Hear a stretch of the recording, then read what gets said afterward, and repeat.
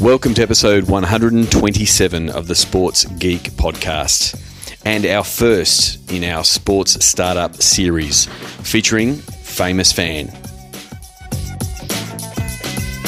Welcome to the Sports Geek podcast, the podcast built for sports digital and sports business professionals. And now, here's your host, who once was mayor of Lakers locker room on Foursquare, Sean Callanan. Thanks, DJ Joel. Yes, I was once mayor of the Lakers locker room on Foursquare. I stole it from a fellow Sports Geek podcast guest, Shane Harmon, who was on episode 52 and episode 23. I'm now back on Swarm. I'm giving it another go, and you'll find out soon enough why that might be. My name is Sean Callanan, and you are listening to the Sports Geek podcast. You might be doing that on the Sports Geek website, sportsgeekhq.com. You might be doing it on iTunes, you might be doing it on Stitcher or SoundCloud, or you might be doing it on your favourite podcast app, or mine. I use Pocket Casts. As always, let me know where you are listening to, when you're listening to. Either send me a tweet at Sean Callanan, send me a message in the Sports Biz Slack community if you've signed up, or use the old-fashioned method of sending me an email, sean@sportsgeekhq.com. Really looking forward to this episode. It's a little bit of a departure from our standard interview and content with sports executives. It's effectively I'm going to start a mini-series of podcasts focused on sports startups, and the first one is going to be with Josh Biren, co-founder and the chief hustler at FamousFan out of Boston. I connected with Josh a few months ago, earlier this year, talking about his product, FamousFan. We connected on LinkedIn and then had a bit of a discussion via Skype, and then lucky enough he was able to attend a seat, and so we met in real life and been discussing the product. And one of the things we were talking about was how he's been going about getting FamousFan out in the market, and how potentially I could help him do that. And the idea for this sort of series has sort of been something I've been thinking about for a while, because I do get pitched a lot of different products and a lot of different startups, and I'm trying to figure out a best way to tell you about it, and why wouldn't I use the podcast. So being a Shark Tank fan, as you would know if you've listened to my episode with Mark Cuban, episode 62, I'm really a big fan of both the format and the show itself. Where if you don't watch Shark Tank, a entrepreneur comes up and they pitch their product and they pitch for investment.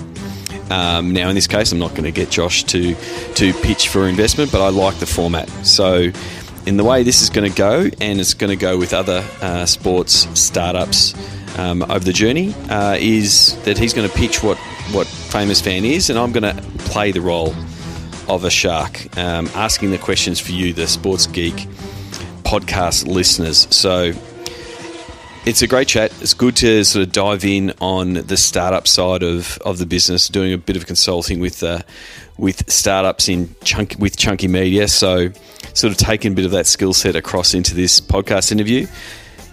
At the end of the podcast, stay tuned. There'll be some extra info on FamousFan, but you can check out that at either famousfan.com, or you can go to sportsgeekhq.com/FamousFan. So just write that one down to check it out later after the podcast.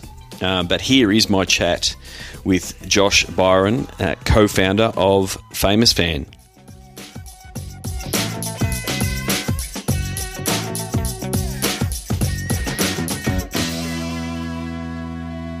Very happy to trial this new version of the Sports Geek podcast, inspired by episode 62 with Mark Cuban, who's on Shark Tank every week, trialing new businesses and new pitches. I thought I would do one for the sports technology business world.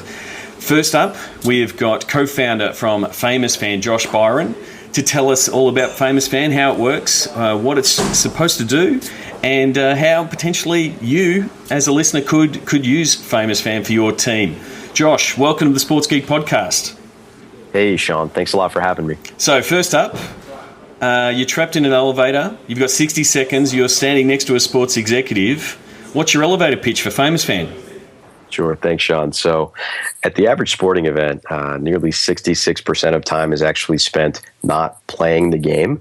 And during that time, the teams will actually look into the crowd and they'll find fans to put on the Jumbotron.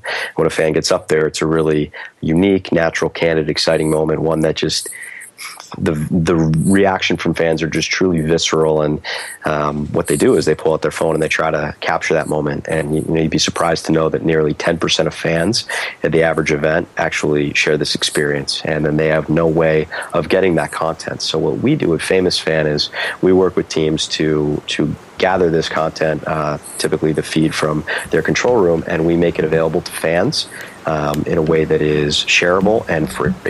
Yeah, so I mean, everyone's been to a game where they've done kiss cam or dancing cam or bongo cam, and the fans, it's easy. From a fan engagement point of view, it's great from a game entertainment point of view. Everyone's got their eyes to the big screen, and yeah, they want to share that they're on the big screen. And as someone who has been on a big screen or two in my time as a fan, people want to share it. So tell us a little bit about how the process works. What happens? So I've gone to a game. I'm on the screen dancing next to someone, and I want to tell everybody, where does FamousFan fit in? Sure. So recently we actually executed a partnership with both the San Antonio Spurs and Duke Blue Devils. And through that partnership, what we found is by putting up the URL during the game and having one or two PA announcements to supplement that, fans are able to then access that in the venue. And although the content's not available at that time, we need to receive it from the teams afterwards. We're able to take in emails and information that will allow us to go back out to fans once the content is available. But quite simply, if you're at a venue, to your point, and you look up and you see yourself, you'll oftentimes see that URL or you'll hear the PA announcer in the venue announce the URL. And you can go to your phone, go to famousfan.com, or in the Spurs case, nba.com/spurs/famousfan, enter in your email, and then you'll be contacted by us when that footage is available, typically within 3 to 6 hours of the end of the event, all dependent on what our partners are looking for. So effectively the next day, the fan can go in, they go to the part of the game, whether it was the first quarter, the third quarter, when they remember that they were on the big screen, and they can effectively just scroll through all the footage that was on the big screen to find their moment in the spotlight.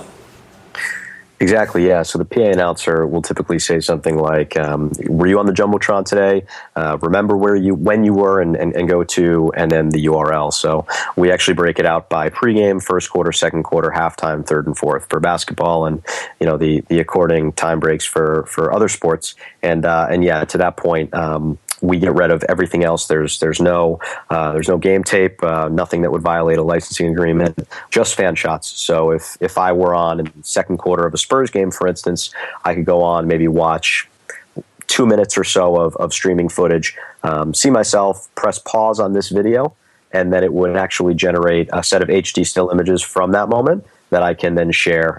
Basically, I click on a thumbnail, superimposes onto a Jumbotron, and allows me to share that content for free. Okay, so without going, we'll come back to the product itself in a little bit.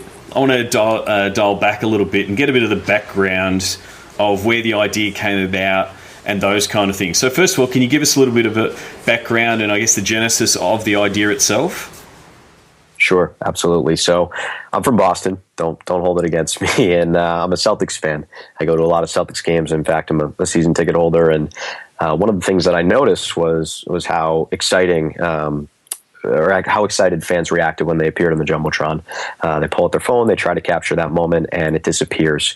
I called up the Celtics myself, in addition to a few other teams, and I asked them how I could get that content. And they told me that it actually wasn't available for a bunch of different reasons. One team even offered to sell me a CD at the end of the year, which would be $50 and 80 hours of footage. So that's sort of where I took a step back and said, maybe we could do something to get fans this unique content. And that's essentially how the idea was born. We then, being a couple entrepreneurs in Boston, we reached out to developers and tried to figure out, well, what would something like this look like? how do we build it? And again, what could we build that would solve this problem?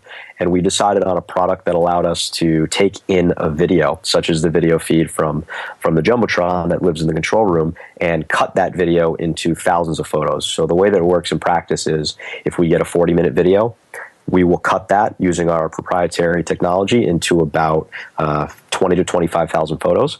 And then when a user is watching a part of that video, say for instance the second quarter, and they see themselves, they press pause, and at that pause, that is a unique marker that will then talk to our server and give that individual 10 photos, essentially one photo from the moment they press pause, and then 10 from the next 2 seconds. So each basically 4 photos a second that are all a little different, that can then be superimposed onto the Jumbotron and shared for free in a way that, again, promotes the brand of the team and anybody else that might be on that Jumbotron. So you can make sure that you get the photo where your eyes are open and you're smiling and you're fist pumping, and not the awkward eyes closed looking the other way photo that might be there in all of those photos that you've sliced up. Yeah, great point. I think if you happen to get one in the venue, that's exciting. But that picture is going to be of you looking up and taking a photo of yourself. That's not going to be the initial candid, exciting moment. That's the one that people really want to share, and that's the one that fans have not been able to get access to until now. So, FamousFan, you used the word we. Who else is part of the team in driving FamousFan? Sure. So this business was started by myself and my business partner, who I went to high school with. His name is Dana Lampert. He is an entrepreneur here in Boston. We have pretty unique skill sets that are very different. Dana, career entrepreneur, started a business out of school, which he's run now for about 8 years, and then came into this business with myself. And my experience, sort of separate from that, I've been working for larger companies, financial firms, investment banks, and always knew that I really wanted to do something entrepreneurial, and ended up going to graduate school to study entrepreneurship at Babson in Boston. And that's kind of how this all came together. And Dana and I, we were at games together. We noticed this, sort of trying to observe our surroundings and think of what we could do to solve this. And thus FamousFan was born.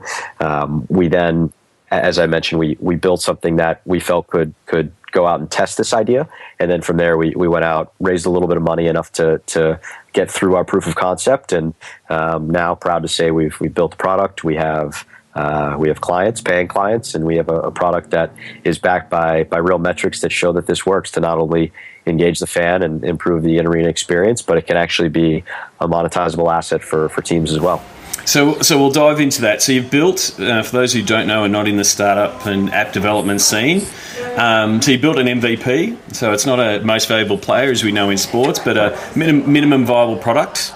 And that was pretty much just build out the piece of the puzzle that you need to show that it works. And so you built that initial version, taking the video, slicing the video, and the front end interface to allow fans to jump on, find their photo, superimpose that over potentially a branded Jumbotron, and then share it on their social media. Say, hey, look at me, I was on the Jumbotron at the game last night.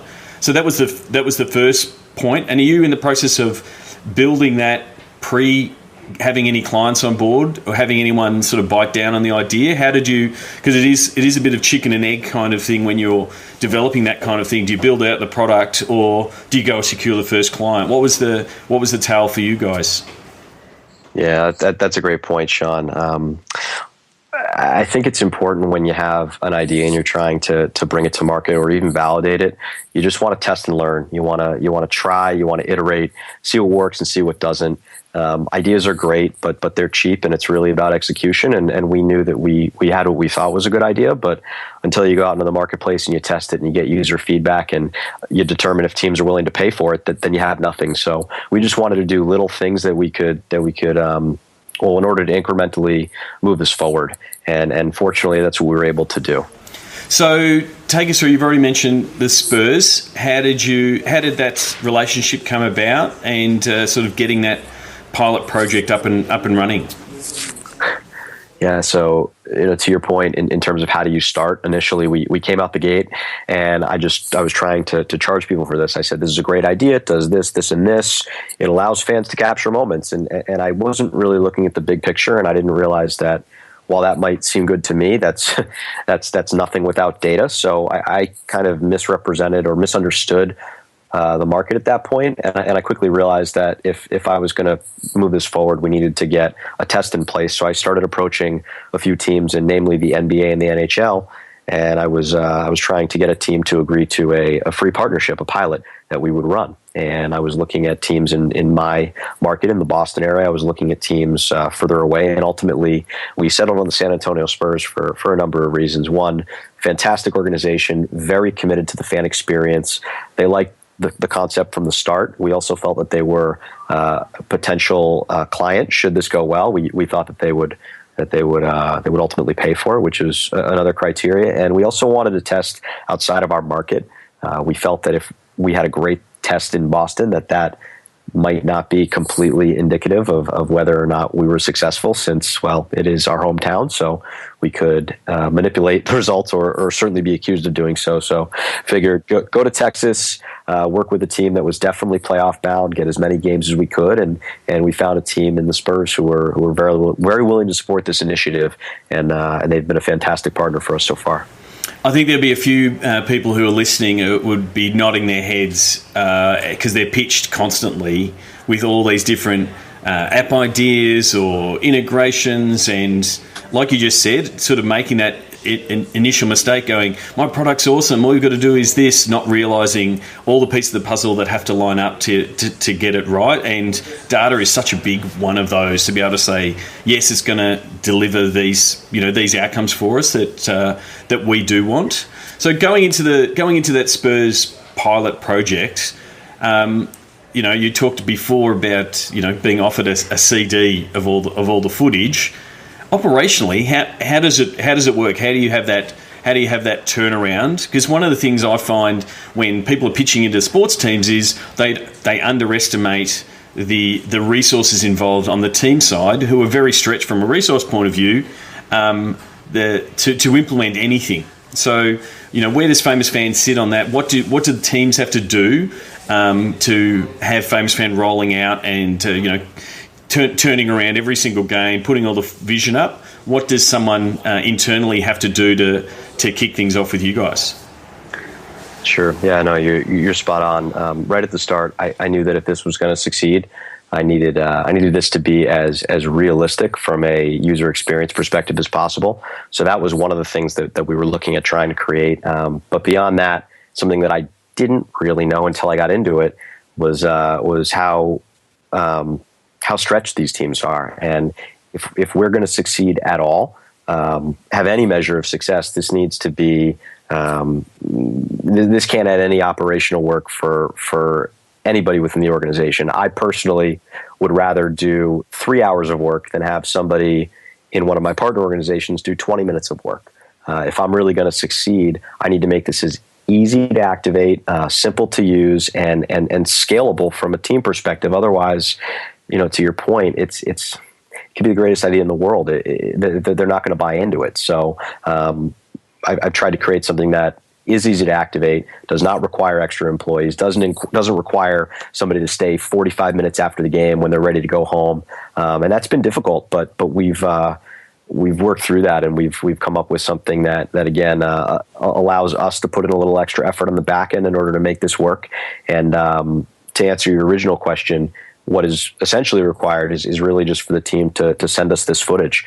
Ideally, we prefer it in a clean feed where we can we don't have to scrub it.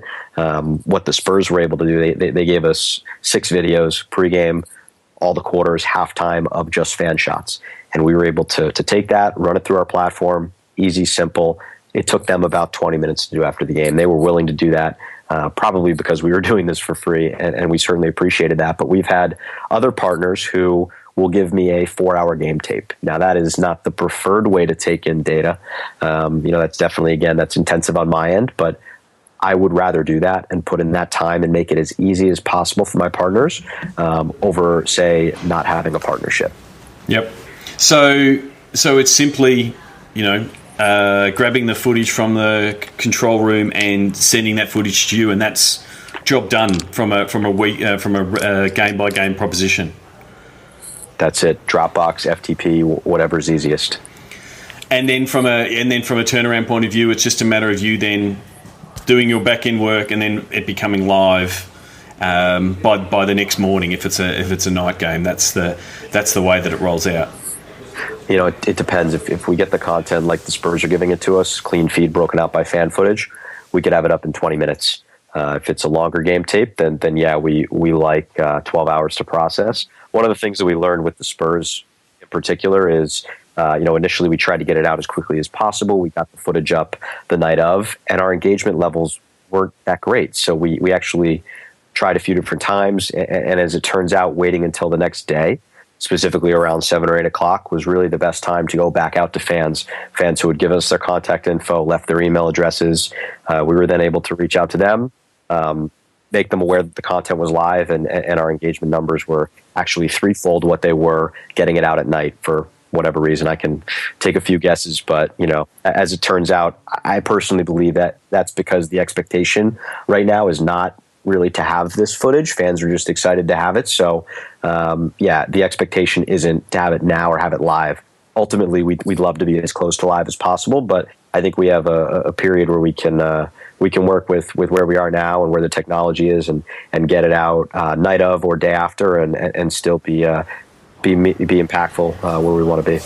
But it does sort of fit in there because you're right. When you're at the game, and I think Mark Cuban said it in the chat I had with him you want people to be engaged with the entertainment and what's happening at the game during the game. So it really does fit itself in that post game activity to go, I was on the big screen, I'm going to go check in and read the recap and all of that kind of stuff. Consume the content from a post game point of view, and if they're part of that, all the better. So, I think that's where it does fit in. Hey, here's the recap of yesterday's game. Were you there? Make sure if you've grab your shot on the jumbotron, that kind of thing.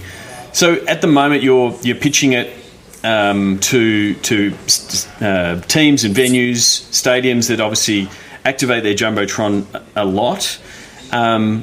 But what I'm interested in is what type of people in organisations are most interested in the topic, because it's FamousFan can sort of cut across multiple departments. But what's the biggest feature that's sort of drawing interest from different people in organisations? I'd say that there are three parts of the organization that are interested in this, and if you wouldn't mind, can I tell you a little bit about that and go what's for it? most Yeah, interesting? Or go for it, because that's a piece. I see it's both a benefit and a problem in that you've got multiple people interested, and then when multiple people are interested, there starts to being a bit of finger pointing of, you get it, no, you get it, and you sort of got to get that shared experience. So that's the bit I want to sort of dive in on, whether the question outlaid that or not. But yeah, take us through who's interested and how the benefits relate to those different parties. So I think that the first line of contact for us is typically a game presentation director. They're the ones who see all of these different fan shots. They see how the crowd reacts, and they also receive phone calls not all day, but frequently, of fans saying, "Hey, I was on the jumbotron. I want this content." And there's no way to deliver that. And if they try to scroll through there, the person says, "Hey, I was on in the second quarter wearing an orange shirt." It's not. I was wearing the LeBron jersey. It's not really scalable, and it is an opportunity. So they immediately see that, and they're typically ones who say, "Well, is this going to add work to what I'm doing?" And I'm very quick to say, again, no. This is something that shouldn't, and it needs to make sense for you. So that's typically the first one that I go to. Ultimately, after that, once I give an overview of what we're doing, they typically like to loop in marketing or sponsorship. We see a real opportunity to sponsor these images, as they're essentially a digital representation of the jumbotron that we can recreate and put sponsors, clickable sponsors within that. That's absolutely a monetizable asset, and it's one that sponsorship teams feel that they can sell, or they can give as add-ons to existing premium sponsors. So that's valuable on that end. Don't skip over that piece. Because I just had a really good chat with Joe Gottfried at Maple Leaf Sports, and he's really in that digital partner integration. So when a fan goes to the screen to show see their jumbotron shot, you can reskin and rebrand the Jumbotron, whether it be sideboards or banners underneath with the particular sponsor. They can be clickable. They can be ticketing offers. They can be the fans, the team's own things. So that's the commercial side of it. The fact that you can monetize this digital property as people are going to it, either with a partner or a sponsor brand, or with your own internal ticket sales, that kind of thing. So that's where the discussion happens with either marketing in selling tickets or the commercial teams around monetizing the product? Yeah, so we have the ability to, as we digitally recreate this Jumbotron, to add customizations. And the customizations that our partners typically want are twofold. First is a link to tickets and merchandise, which will live on all of these photos, typically on the left side. So people who come to this, either the site after the game or view this content on social media, on some type of shared network, can see that link and then go to that directly. So that's a marketing opportunity for the teams. But beyond that, if we're digitally recreating this Jumbotron, we can make anything within that Jumbotron clickable. We can make existing sponsorship clickable, or we can create customizations that a sponsorship team can sell. Ultimately, we believe there's fantastic opportunity as fans are not only receiving this unique, somewhat viral footage, but they're sharing it. They're sharing it on their social pages. They're vouching for it. They're doing it in a way that's very exciting and again promotes sharing and engagement from people in their network. The other thing that I think makes this unique is when I look up at a Jumbotron at, say, the TD Garden in Boston, and I see Putnam and Fidelity, I expect to see that. I expect to see an ad that's not intrusive to me. So as we're putting ads on this Jumbotron that somebody's sharing socially, they're not going to think twice about doing so because it's natural. It's what's expected. It almost makes it more authentic to have an ad on there. So, I mean, you've got the same thing, happening in EA Sports and NBA 2K. If you go and look at a stadium that doesn't have sponsorship around it, it doesn't look authentic. Like, again, if you showed a unbranded Jumbotron, the fans wouldn't actually be able to recognise it. So, just being able to switch out those things, it is, like you said before, it's what you expect to see. So it does become appealing to a sponsor that is in that digital space. Sure.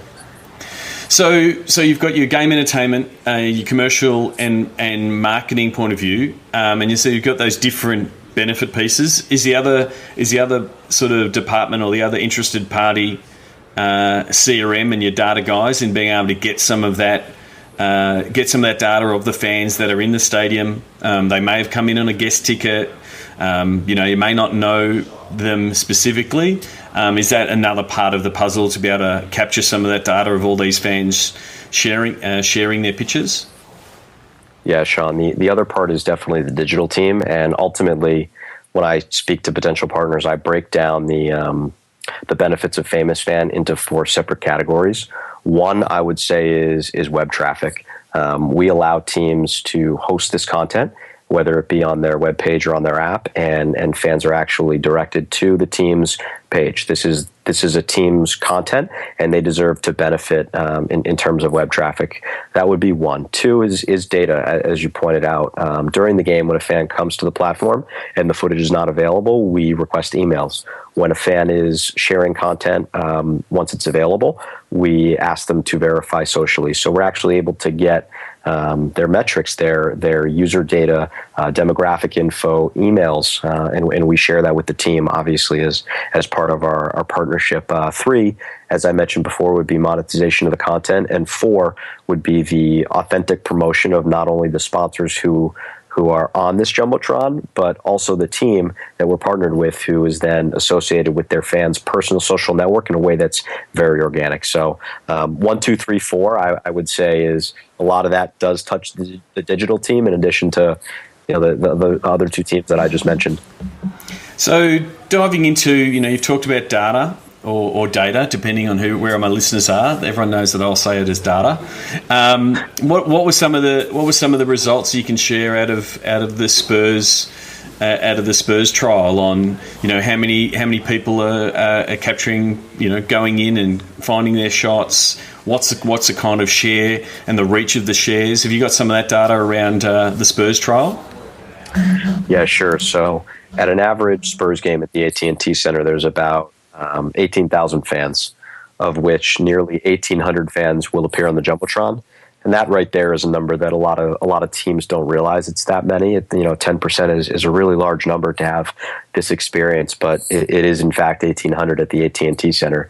Of those 1,800, just over 72% of fans access nba.com/Spurs/FamousFan, which is a very, very strong hit rate. And in our opinion, frankly, about 3 times what both we and the Spurs expected. It's with relative little brand promotion and little awareness as well. So I believe that as we get into our next season and we continue to promote this and fans are more aware of it, that number will even increase. But just something to mention about those 72% of fans, they actually spend an average of 3 minutes on the platform. So they're not just coming to the site and saying, oh, this is cool, and clicking off. They're actually engaging for a meaningful amount of time.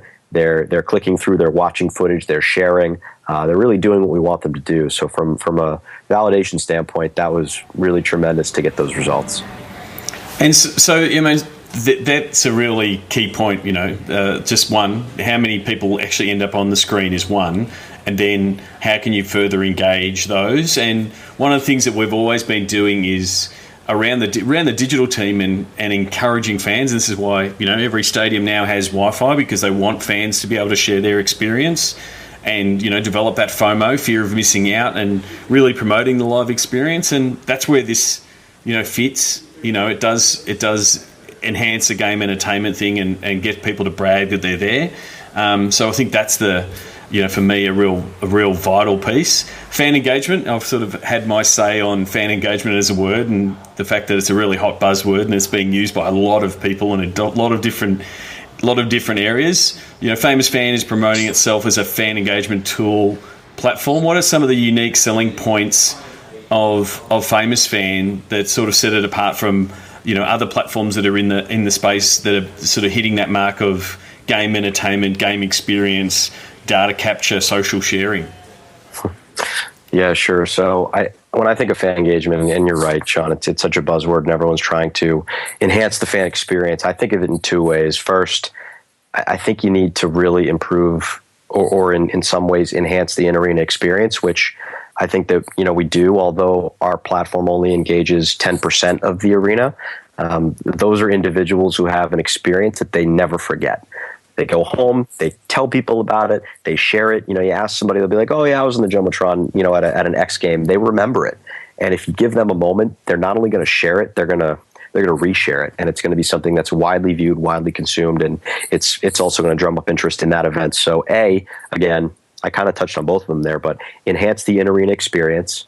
And then 2 is giving fans the ability to share this and benefit from it digitally and have cross-platform promotion that not only exists in the venue but out as well. And just to that point, what I think one of the things that we leverage and we really do well is we give our teams, our partners, the ability to benefit from this traffic. We don't have our own native app. We believe that, again, this is the team's content, and they should be able to drive app downloads or web traffic or whatever it is they're trying to do, whatever their strategy is. We believe that we can help them do that. I think if I can I think that's a really good point, because I do see a lot of different, whether they be apps or platforms that, and some of them we know really well, Facebook and Instagram and Twitter, that say, hey, we've got a great platform, send your fans to us. Send your fans to our network. They'll have a great time over here. And that's a very common pitch into sports teams. Come over to our great platform, when teams themselves and leagues themselves are trying to build out their own platform and infrastructure, and things like page views and time on site are really vital. So I think the fact that you're inside the fence and building inside their infrastructure is a good way of going, because it's a harder sell to say, hey, come to our network and we're building out our network. And we've seen apps rise and fall in recent times that have pitched that strategy. So yeah, I do believe the when people, and I'm constantly a bit of a gatekeeper for my clients when products and that are pitched in, I always look at it at the selfish reasons of the people who are pitching, saying, once we build out our audience of all these different teams, then we've got a network and it's a data play and we can, roll from there. Whereas, you're really going to the heart of what the digital team and the team itself's goals are to bring more traffic in, drive more traffic throughout their site and be part of their ecosystem. To just build on that, Sean, I mentioned if I'm going to succeed, this has to be easy for teams. The other part of, am I going to succeed is this needs to drive real value to my partners. And value, as we just covered, can be a lot of different things. It can be traffic, data, actual monetization, digital promotion, but whatever it is to that partner, I have to be able to deliver that or else I'm going to fail. So that's really what we're focused on is, and we realize that it's going to vary per partner and per team, but we fully have embraced that, and that's why we don't have our own. We have a website, but we want to host on teams' websites. We want to host within their app. We want this to be easy to activate, no hardware costs, no employees, no installs. There cannot be any barriers, to your point. So, what are some of the lessons you've learned running a startup, especially in the world of sports? What are some of the things you've learned in running FamousFan? Yeah, so there have been a lot of lessons. One of the main things that I've learned that I didn't really think too much of is, how many industries do you try to sell into that only have 30 companies? And that is essentially, the NBA is 30 teams, the NHL is 30 teams. If I go to colleges, there's 172 college teams that have jumbotrons and over 10,000 people that we could partner with. But at the end of the day, if I'm going to the main leagues, there's so few teams and they all talk to one another.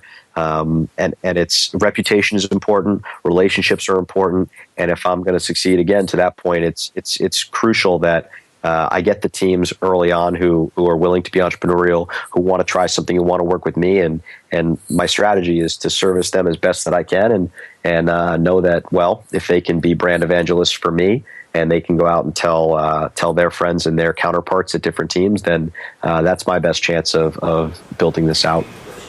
Yeah, I completely agree with that. Good news and bad news travels really fast in a really small world that sports business is.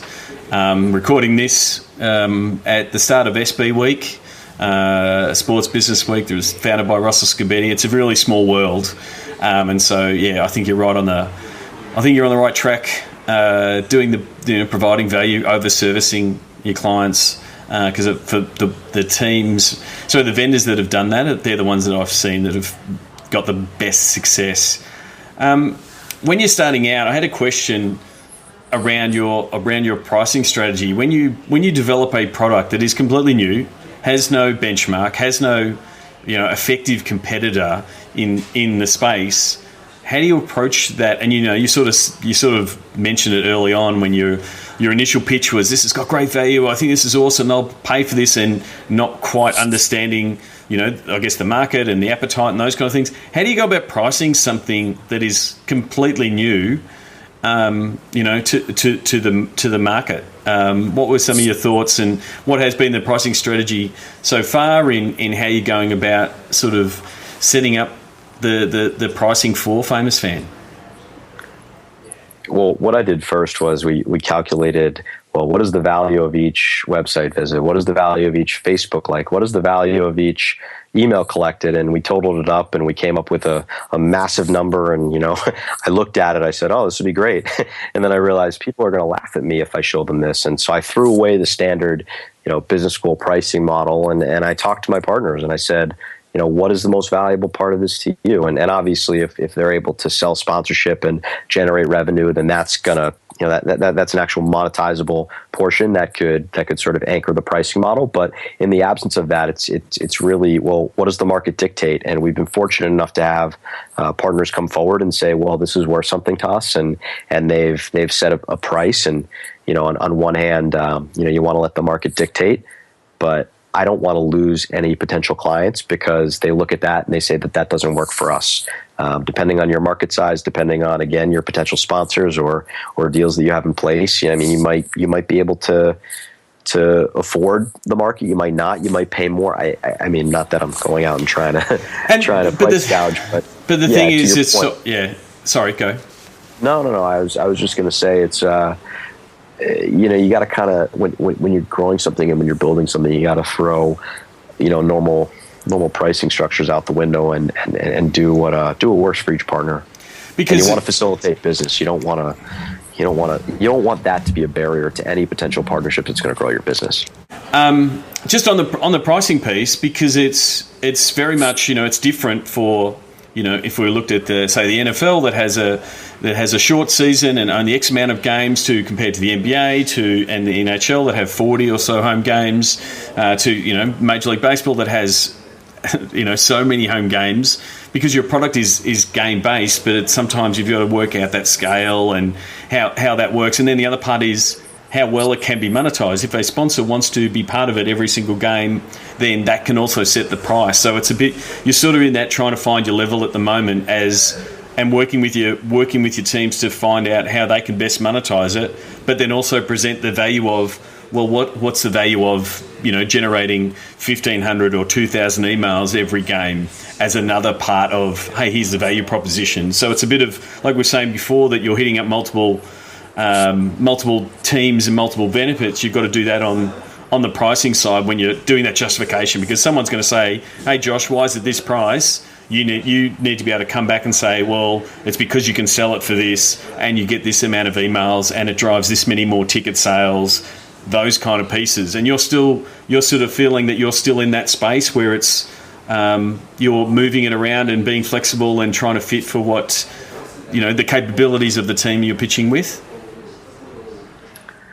Yeah, we don't want to lose any business on account of price, and to that point, there are some teams who can monetize greater than others. We believe that even without monetization, based on the fan experience perspective and the fact that, again, as you appropriately mentioned, we're able to get X amount of users and emails per game, that in and of itself is valuable, but we are still in the process of figuring that out. But to circle back and answer your initial question, we have a license fee that is typically for the entire season. It's a per game fee. So, if somebody, ideally it's the entire season, but if somebody wants to work with us for 10 games or 10 select games, say weekend games, we can do that as well. And that will allow them not only the advantages to using FamousFan that we discussed, but any and all customizations and the right to sell the sponsorship as we discussed, and 100% own that, no rev share associated. So I wanted to, wrap this up, sort of taking the conversation back to the beginning around the pitch, and I want to take you through this process. It's a process that I've developed with Steve Vallis at Chunky Media in working with businesses to better understand their pitch. So we've entitled it the Chunky Pitch. And so I'm going to take you through the process, and hopefully we'll see, and hopefully the listeners will see how it can work. So what is the key problem, if you were to describe it in a tweet, because I like to keep things succinct? What's the key problem you're looking to solve around the game experience with FamousFan? So if you were to pitch to someone, yep, how, and then you would list out the problem, how would you finish that sentence? So I think that the problem is essentially that there's this incredible content that fans have no access to, and that teams are unable to monetize or use in any way that benefits their organization. Okay, so let's do that just from the fan's point of view. The problem for the fan. So the problem for the fan is, how fans are super excited that they're on the Jumbotron, but they can't share it, right? Does that make sense? Absolutely, sure. Right. So how do you go about solving that problem? So you answer that piece with the what we do. What we do is we make Jumbotron content available to fans at sporting events. Exactly. Right. And then you finish it off with an extraordinary fact.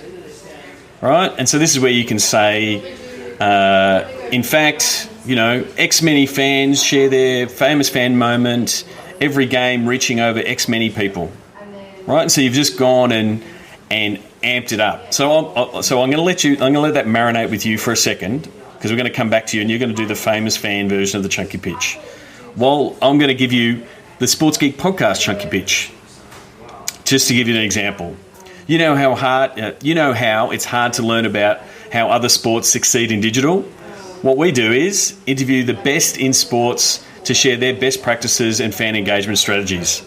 In fact, we have 100 hours of interviews downloaded by over 150,000 times from around the world.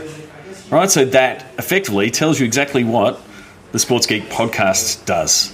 If I did it, and the thing is, you can do it and reframe it for different audiences. So again, from a Sports Geek point of view, if I pitch Sports Geek as an agency, you know how the sports digital landscape is constantly evolving. What we do is keep your team on top of the trends to make sure that you stay best practice. In fact, we share the best practice with clients in Australia, New Zealand, and in the USA. Okay, so it's really, back to that elevator pitch. You can frame this mechanism with any particular business. So now that you know the mechanism, give us the FamousFan version again. And just for listeners, like this, I've tried to keep this as impro style as possible. I haven't briefed Josh on this, so you are getting this for the first time as of 2 minutes ago. So you want to give it a go? You want to give it a crack, Josh? Really put me on the spot, Sean. No, sure. that's the idea. So I'll give you mine first. Yeah, no, right? let me give it a crack, Sean. Okay. You know how? You know how at every sporting event, thousands of fans appear on the Jumbotron? What we do is we give them a way to download and share that content for free in a way that spreads the brand of the team and their sponsors. Amazing fact. In fact, we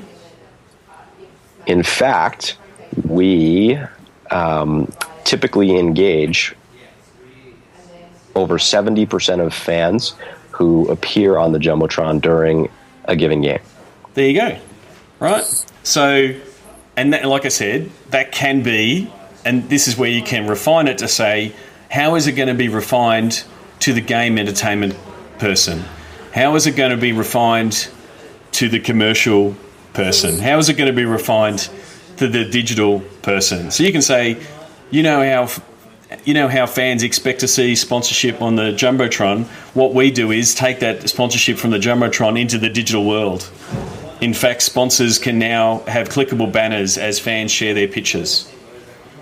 And so you can sort of take it and spin it whatever way you like. So that's going to be your homework to be able to build out your chunky pitch for the different industries, different, I guess, use cases that it can be.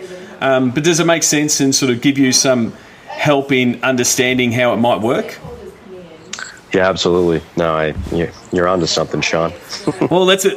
It has worked really well as a bit of, when you say, and normally it starts with, hey, can you describe your business in 140 characters? And they normally trot out what's on their brochure, and it's a bit clunky, and here's what we do, and it's probably for one person.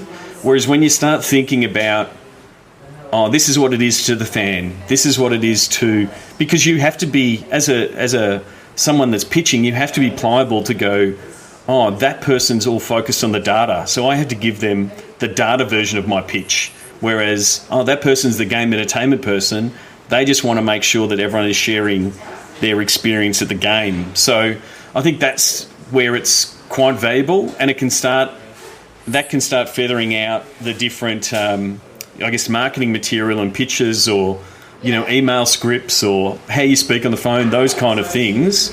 And it's really, what we've found in doing sort of workshops with startups and that kind of stuff, that it really helps refine what you're trying to do for the particular market.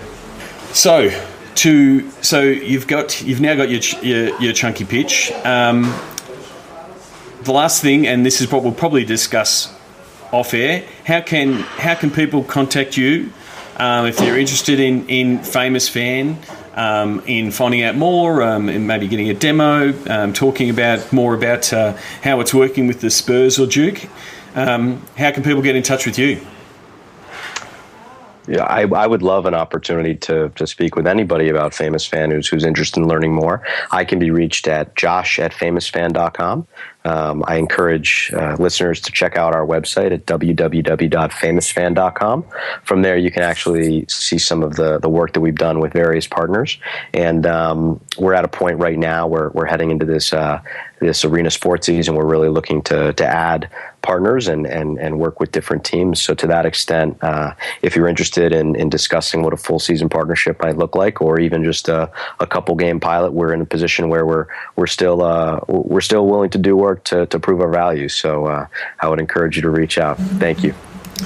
No worries, Josh. Well, thank you very much for coming on the podcast, and thank you very much for being the first, and I don't want to say guinea pig, but to go through the process. And I did say to Josh, I quoted Sam Hinkie before we started recording. I said, trust the process, in that sort of go through the pitch, but then also having that to have that backwards and forwards around his product. I really appreciate you being so open about FamousFan, and I look forward to catching up with you soon, whether it be in Boston or in another part of the States when I'm over there. Fantastic. Thanks so much, Sean. Sign up for Sports Geek News at sportsgeekhq.com/sign up now. Thanks again to Josh Biren for really participating in that experiment. There was a lot of trust there by Josh to jump in and tackle things like the chunky pitch, and he went through it. And I really enjoyed the chat, and I really do like the idea of the product. So please either send him an email or hit him up with a message on the Sports Biz Slack. If you're not in the Sports Biz Slack, we have now just passed 500 people in the Sports Business Slack. So you can join that by going to sportsgeekhq.com/Slack. Funnily enough, Josh's handle is Josh Biren, J Biren, JBIREN. The same as his Twitter handle. So, as I discussed on the pod with Josh around FamousFan, it's something that is loved by the game presentation and entertainment crew. So please, if you work in the digital side, if you work in the CRM side, if you work in the technology side, and you like this as an idea, please pass this podcast on to those people.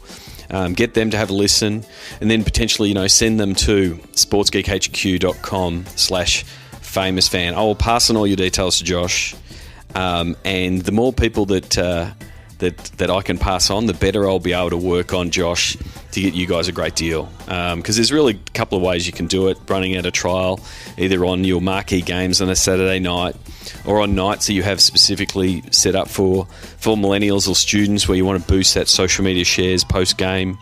Or if you're in the place similar to Joe Gottfried talking about the podcast with Maple Leafs Sports and Entertainment, if you've got sponsors that want more inventory, it's a really great product that you can provide game-by-game type packages for your sponsors. So go to sportsgeekhq.com/FamousFan, and there'll be all the info there from this podcast, ability to check out the show notes, but then also fill out a quick form, and we'll pass on your details for a trial or to sign up for FamousFan. I'd really like your feedback both on the product, for those of you who will use it, but also just on this format. Is it a good format? Do you want me to do more of these?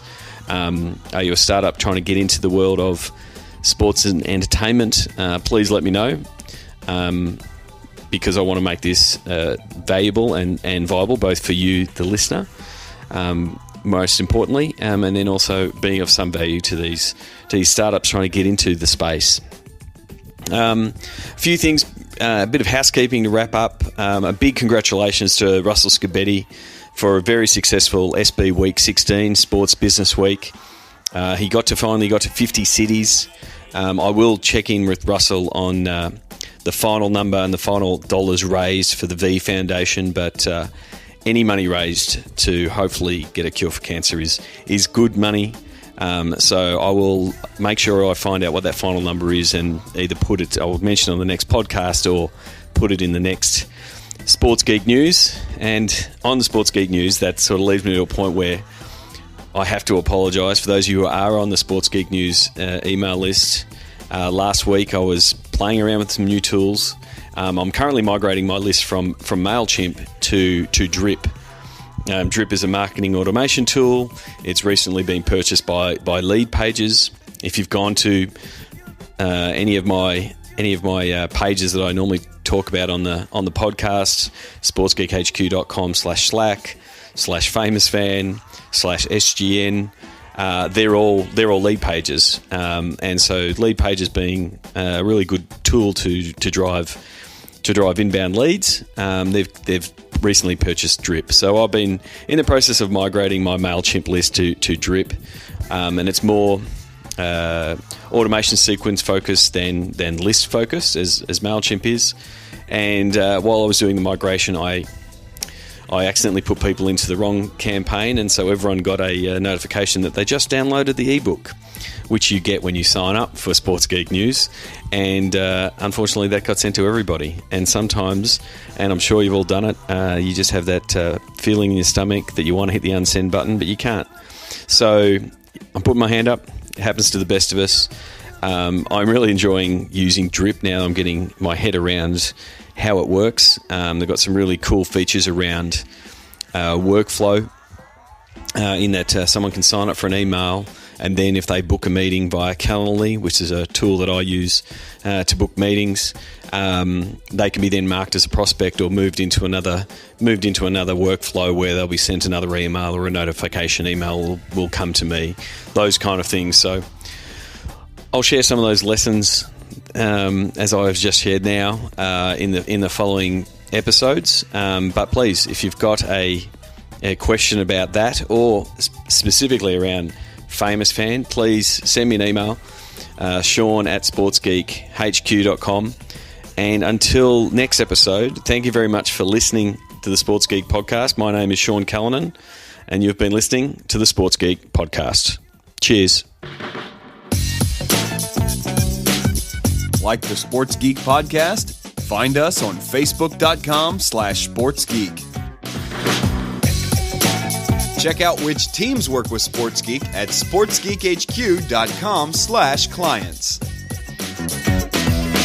Please leave a review on iTunes. Go to SportsGeekHQ.com/iTunes. Thanks for listening to the Sports Geek Podcast.